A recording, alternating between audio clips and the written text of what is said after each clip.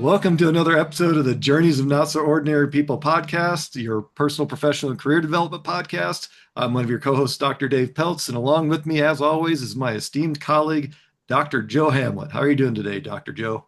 I'm doing very well, Dr. Dave. Thank you all for watching or listening to our podcast. If this is your first time, welcome. And if you're a returning visitor or viewer or listener, thank you for that. And we hope you are prepared for this one. As you notice, or may have not noticed, we have a guest speaker, Stephanie Burke. How are you doing today, Stephanie?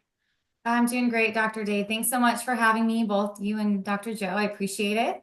Awesome. Great to be here. Yeah, great. So Absolutely. what? Yeah. So tell us a little bit about yourself.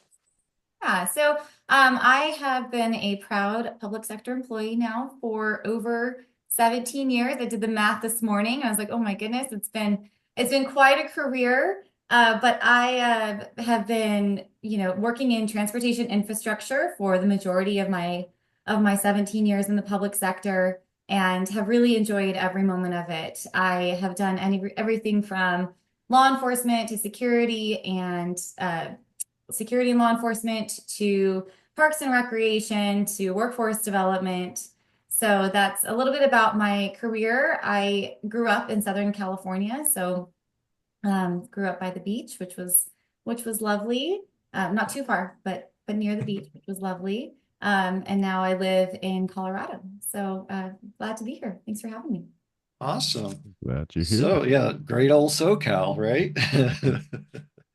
So, so today's topic is intentional team building visions to reality. So it's kind of a lot to unpack, but that's why we're here is to unpack that. So, Stephanie, we'll have you start us off on your thoughts on intentional team building visions to reality.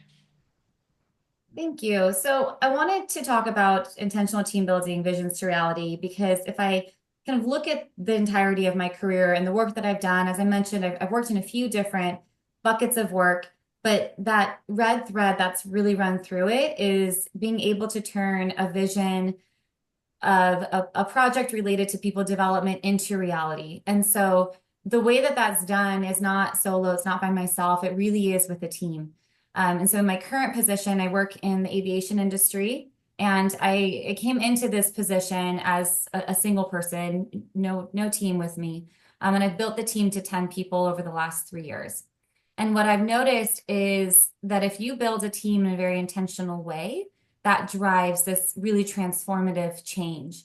And so I wanted to share that with your listeners today on how I built this team and the results that I've seen from it.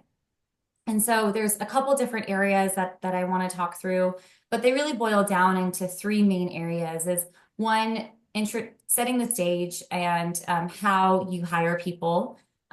Two is that intentional hiring process. Two is really setting up the team members for success on day one. People need to know, day one, what they're coming into and what to expect. And then the third is building those strong team relationships. And so happy to get deeper into each of those areas throughout this show today. But those are the kind of the three main areas where I see we can build intentional teams. Yeah, I love the whole beginning piece with the intentional hiring. Mhm. Been on both sides there, and watched people get hired and hired, and there are some challenges with that, but it doesn't have to be as difficult as people think or as challenging. I mean, Mhm. I think there's a level of transparency that needs to be there in order to find the right fit. So Absolutely. And also, when we look at DEI, especially in the transportation infrastructure industry, it's highly male dominated. It's a white male dominated industry. And so when I do my hiring, I look at the entire candidate pool and I don't always look at, does your exact experience match this job? More so, I do a lot of skills-based hiring. So does this person have the skills that they've demonstrated in their previous positions to do the work that needs to be done? And so I think that's a shift that I would love to see more employers look through. We oversee an intern program at my organization, and last year we piloted a skills-based hiring approach versus an experience-based hiring approach. the level of interns, the quality of our interns far surpassed previous years as a totality. So much so that we hired 4 of them this year to be Oh, full-time wow. employees. So, it's like we see it, it works. We're trying it again this year, but I've done it with my team and very proud of the team and the skills that they have. Because it really is, do you have the skills to get the job done? Exact experience doesn't always have to match. And so I also like to, in an interview, if you think about interviews that you've been in, it's usually a panel interview. You're answering a set of questions that are structured. And, maybe that's all you're doing, and then they determine whether or not to hire you. My interview process is a little bit lengthy. Actually like to do a 3-phased where, yes, the first one is, do you have the skills and the competencies to do the job? And the second is, what is the best project you've worked on that you are extremely proud of in your work? I want to see that. I want to see your passion come through, and I want to see what excites you. And then the third is a coffee chat. Let's have a one-on-one conversation. Maybe let's break bread together. Let's get to know each other a little bit. Because I believe, when people are interviewing, they're interviewing you just as much as you're interviewing them. They need to know Yep. what they're joining, right? Yep. So that's very clear expectations when they start. And so it's been lengthy and it's arduous at times, but I will tell you, it definitely works. I could see that being a very good approach to getting to know that individual, because that's really what you do the first month or so when if you hire that person. Mhm. And to do it up front makes more sense, because you may get that person, they may look great on, they may interview well, their resume may look great, but then you get them in the door and there's not a fit. You Right. two don't mesh or melt together, so it becomes kind of conflict. So I like that approach. Like you say, even though it's a little more time up front, Mhm. I think it helps on the long run. You don't have a person that gets in there 6 months later and say, this is not what I thought it was going to be. So Mhm. I like that approach. I also like the idea that you talk about skills based versus experience. And I think I'm like you. I would love to see more people use that approach, because again, you may not have been even in the same industry, but you have the skills that can Right. be applied to this new position. And I think a lot of people are so hung up, hiring managers are so hung up on, I need this exact thing, Mhm. and not understanding that they're different but very similar in the same way. You need to utilize the same skill set. And so I agree with you. If we could use that approach, I think we would be better off in the long run, because again, if you get that person with just that experience, then they're very limited. They're only going to Right. know that experience, and it'll be probably a little more challenging to get them to maybe expand a little more or spread out, where someone has come from a background with more experiences, more skills applied to different industries, that they're going to have a wider breadth of Yeah, knowledge and experience that they can share.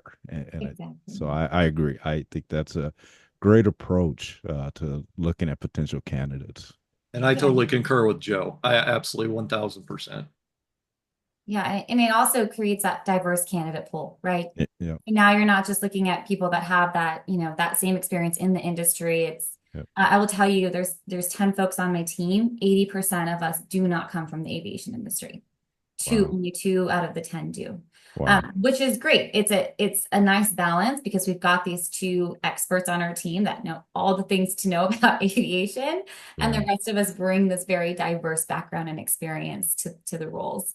Wow. So it's been highly successful to date. I talked a little bit about setting folks up for success, through the hiring process.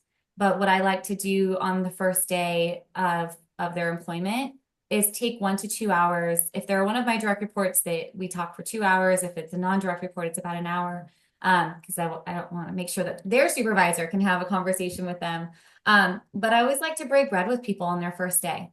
I come from an Italian heritage, and it's very common in the Italian culture to share a meal, and most Italians do not eat alone. And so I like to ensure that folks on their very first day are not eating alone, that we're having a conversation and we're very clear about what the expectations of the team are.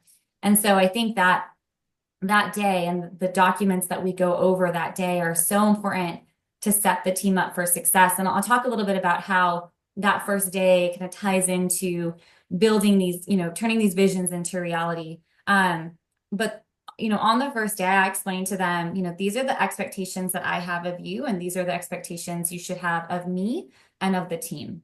And something I kind of set up day one is I believe in work-life harmony. I believe that people should be able to take their whole selves to work.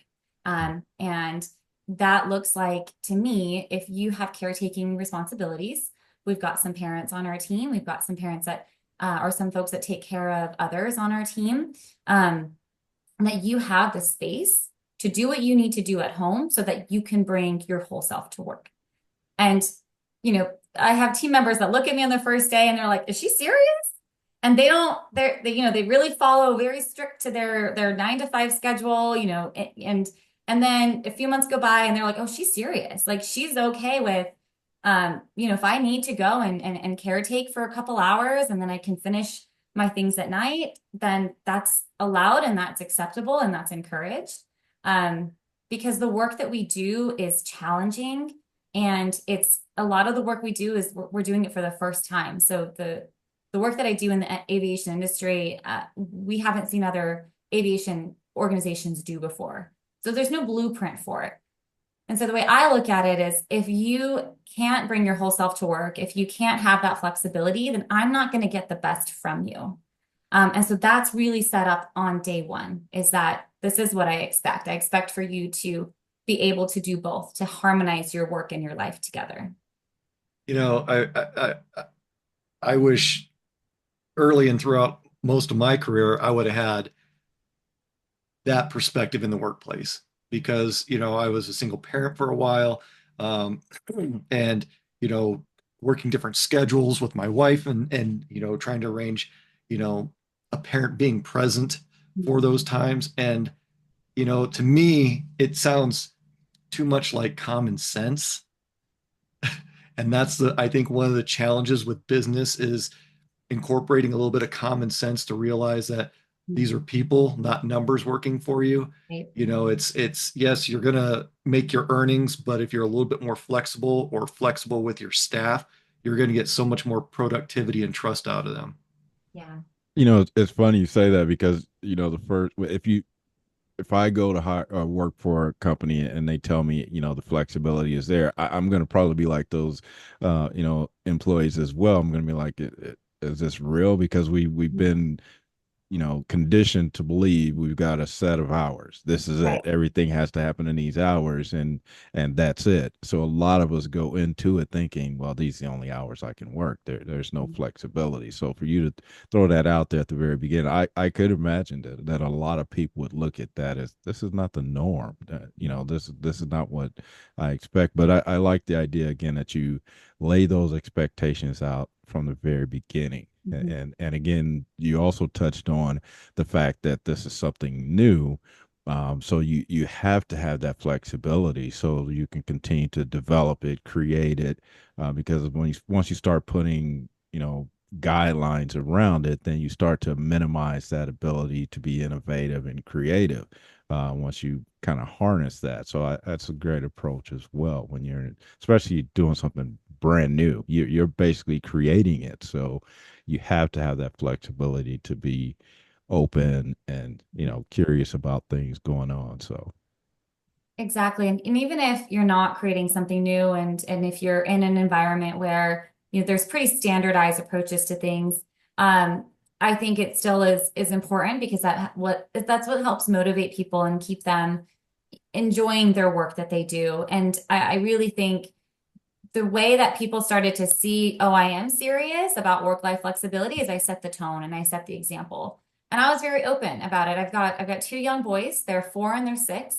And I'm not going to miss out on their childhood. And I'm very, set about the boundaries that I have. And so I'll tell them like, all right, well, I'm going to go to, my son's field trip today. So I'm taking 4 hours off. I won't be available, but I'll be available at this time. And so I set the example and I'm intentional about letting them know when I'm taking my time and space for caretaking duties. so that they know it's okay to do that as well. Right. I've had, bosses in the past where they haven't set the tone and they maybe will say it, but they won't show the Yep. behaviors of Yep. it. And so then as an employee, I'm like, well, they're saying this, Yep. they're not doing it. Does that mean that, I can do it, I can't do it? And so it gives people that gray area where they don't really know how to operate. And so that's why I'm very explicit about, I'm taking this time for my family, and I expect you to do the same when that time comes. Yeah, But I think yeah, I think you touched on they're sending mixed signals. They're saying right. oh, it's okay to do it, but they never do it. So you're thinking to yourself, should I do it? Yeah. And I get again, I imagine your team, the first time you said that, and you got it, at a meeting, and you say, "I'm going to go away for 4 hours." They probably all kind of looked at each other like, "Okay." So probably the first time you did that, I could imagine that. Yeah, it's definitely it's been a slow culture shift. But at this point, we're going on year 4, and it's definitely apparent. Like we can see that culture shift. On that same day one, I also set the expectation, yes, you're granted this, work flexibility as long as the work gets done. Right. Yeah. So we have to continue to produce results. And I will say that my team is excellent at, producing those results and showcasing the data and the outcomes. We're very outcome driven. It's, great to say we've impacted this many students or we've impacted this many employees, but what does that mean? What does that impact look like? And so we're definitely it's, focused on those data outcomes as well. But Yeah, and I think that's important. I mean, there are some industries where, in positions where it's challenging to produce those types of numbers. mhm, But when you have the opportunity, you should really take advantage of it because it does help indicate what your progress, the intentionality of why you're there and what you're doing for the company or the organization. Some things that are challenging are like training positions. How do you measure that you've impacted someone after they've sat through a 3-day workshop right. and your job is done? How do you know that you've impacted them? There are ways to do it, and that's where one of the challenges comes in on producing those numbers, but you can do it, and it's important to show that there is an impact that's happening and occurring. Mhm. I'd like to dig a little bit more into a couple of the other phases that you had mentioned. Yeah, so the building strong team relationships. So, once they're onboarded, they're, integrated into the team. That's where this I kind of approach this in a multitude of ways. So, for all of the folks that report directly to me, we meet either weekly or bi-weekly for an hour. And then the folks that don't report directly to me, we meet on a quarterly basis. And so, yes, it's a lot of meetings, but it is for me important for and it's not so much to say, you know, what work are you doing? It's more so, what barriers are you encountering so that I can help you overcome those barriers? Again, the work I mentioned is it's truly transformative work. And oftentimes they're like, oh, I ran into this or I ran into that, and this is where I need your support to overcome it. But it's also about building relationships too. And in order, I think, for team members to feel that they can bring their whole selves to work, they have to be able to trust you. They have to be able to trust one another. And so we do that through a few different ways. Those structured check-ins, but when we also have bi-weekly team meetings. And I start every team meeting off. We're together for 2 hours every 2 weeks, which again is a long time. But I like to carve out that space for us to just be together. And we start off every team meeting with a wellness check. And I tell them, do not talk about work. This is, how are you as a person doing today? And if you're like, you know what, it's not a great day, I want to pass, I don't want to talk, that's fair. But we're going to create a space to celebrate your wins, to celebrate areas that, maybe you're not feeling so great in. And again, I have to set the tone. And so the days where I'm not feeling great, there was a few things that we went through this year that were really challenging, that I couldn't share with the team. And I would show up to team meetings just feeling completely drained and depleted. And I was very honest with them. Like, team, you're not going to get my best self today because I don't have much to give today. And I want to be honest and vulnerable with you that's how I'm feeling. I'm going to do my best, but things have been really tough for me lately. And that allows the space of other folks to be like, yeah, things have been really tough for me too. Or on the flip side of things are going great and I'm getting married next week, or my child just won this award, right? And we create this intentional space on a bi-weekly basis. Um, we also, if there's, it's also easy to tell if there's team dynamics where folks are feeling not safe to share. And then that's a flag for me of saying, okay, something's going on. Um, let's talk about it and let's have those open conversations. And so it's, really about having that intentional time to build relationships on a biweekly basis. We do quarterly team outings where we encourage folks to bring their friends or their family members so we get to meet, again, their whole selves. And then we also do these bi-annual team retreats where we have 8 hours of just time for us to think differently, for us to plan, to kind of recalibrate. Oftentimes we move so quickly in organizations, right? Especially if you're doing new visionary work, we're running a mile a minute. And so having that intentional slow down time, I think allows for some reflection and strategic planning. Wow, those are very good ideas and ways to make sure that the team is doing well. I like the idea of starting team meetings with getting to know what's going on with people. Again, you're on a frequency that allows you to do that, and again, taking that first couple of minutes to set the tone for, you know, not jump directly into business, but to find out how people are doing first before you start talking about business. And I think that is a very good way to kind of relax people to get them Mhm. focused on the meeting afterwards. So I really like that approach. And then everything else you talked about with the whole getting together beyond just the meetings, the bi-weeklies, the semi quarterly, all that is very important to build those relationships and to continue to nurture those relationships. I think that's most important as well, not just to come off the first day or the first time, like you said, in your initial, this is how we are, and then you don't do that the rest of the year, then yeah. So I really like that approach to staying engaged with your team, learning about their team and those people that are important to them as well. Right. Yeah, I really love the relationship building piece. It is a very big piece. It's a huge piece that's missing in so many environments, so many teams, Yeah. so many organizations and companies. Again, they're focused on the numbers, the outputs, the widgets, and they don't and a lot of organizations don't understand that company culture is based upon that trust, those trusting relationships, those Mhm. transparent relationships. Again, you don't have to get in the details of, how many stitches you got from a surgery and what type of surgery it was, Mhm. but just knowing that that person is going through a challenging time or a great time and Mhm. getting to know them on a personal level. I didn't not necessarily intimate, but just a personal Right. level, understanding what drives them, what excites them. That's a huge difference. There's the difference in productivity is significant, and a lot of companies see those type of relationship building meetings as a waste of time, and they that is unfortunate because it's not a waste of time, it's an investment in your employees and their productivity. Exactly. And it is, I mean, all these things that I mentioned, they take a lot of time. That's not, that's the honest truth. Um, but the results, as you mentioned, Dave, like the results that we see from it are so significant. And that's how we're able to do the work that we do, and we do it so well.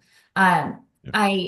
when we think about developing people, something that we do on our team is expect that team members have professional development goals.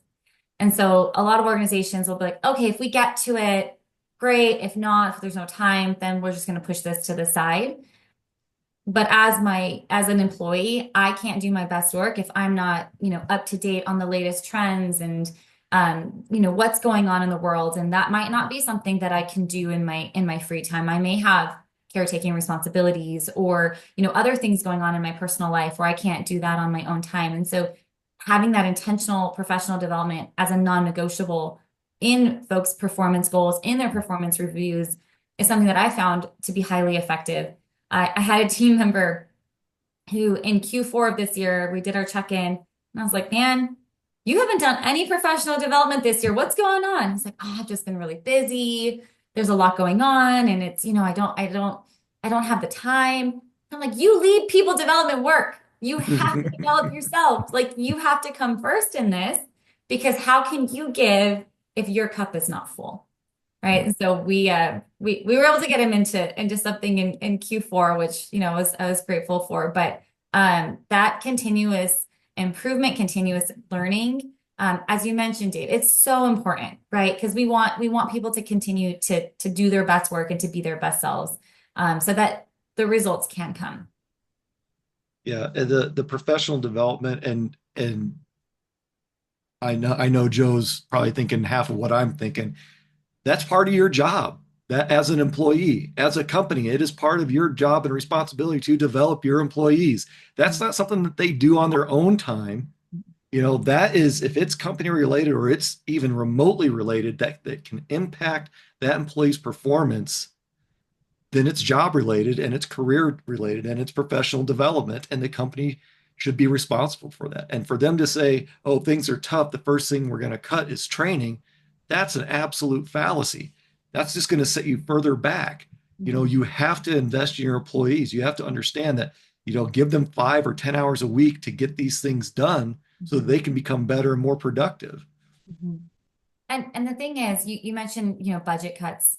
You This doesn't have to be expensive, right? Right. Yep. All the things that I talked about, aside from formal professional development, doesn't cost anything Yep. except for time. I mean, Yep. time is money, right? We all know that. But you're not paying any additional budget for a lot of these things and for that development. So there are ways to do it in a lesser expensive way for sure. Yep. Yeah, we've got about 2 to 3 minutes left, so a little time check. Joe looked like you were about ready to say something. No, I was just thinking back to, when you're talking about development and developing people. What I learned, being a senior leader in the military was we should be training our replacements. So if we're not providing them with professional development, we're not giving them the tools to succeed, then we're not setting them up for success. And so that's the way I view things. I want you to be able to replace me. Exactly. So I want to get you, the tools you need to get to that level. So Exactly. So, Stephanie, this has been awesome. It's gone by way too quickly. yeah, I mean, Oh, my it's best. like it's like this is like an 8 hour podcast is what it should have been. But what would you like to leave our audience with and our viewers and listeners with on intentional team building visions to reality? Yeah, so just a couple of things is that, think about, do some reflecting on if you're a leader or if you're on a team, how some of the things I talked about today can really impact your team and impact the results of the work that you do. I really want people to leave with this idea of this whole bringing your whole self to work. And what does that right. look like for you? And what does that look like for the folks that you work with? And how can you start to create these meaningful connections with people so they feel comfortable to bring their whole selves to work? And understanding how much this matters when you're managing really complex, innovative work, when you're, looking to drive results quickly, how starting with the people first can help that. And lastly, people are the greatest asset your organization has, the absolute greatest asset. You start with the people first, and the results will come. Um, and also, I wanted to share, if you don't all mind, that I did launch a business this year. So I'm really excited to continue to help organizations with this type of work. And I think you all are going to put that in the show notes. So I do definitely Absolutely. appreciate that. Yep. But people first, always. Well, thank you, Stephanie. That was an awesome way to recap and wrap up the show. We want to thank you for taking time out of your day to join us and sharing those insights. It's refreshing to hear that these sorts of things are actually being done in the workplace instead of just talked about, or as maybe someday we could, that they're actually happening in some organizations. So thank you for that. Joe, final thoughts? I just want to caveat what Stephanie said about building those relationships. It starts with that, and you'll get the best out of people once you show them that you care about them, and it starts with from day one building those relationships. So thanks for being on the podcast as well, Stephanie. It's been a pleasure having you. Thank you to both of you. I really appreciate the opportunity to chat with you and to have this conversation today. Yeah, absolutely. So, with that, we'd like to thank all of our viewers and listeners for joining us on another episode of the Journeys of Not So Ordinary People, your personal, professional, and career development podcast. If you have any questions or would like to reach out to Stephanie about her new business and her company that she started, the information is going to be in the description. And until next time, we want you to keep on being your not so ordinary you.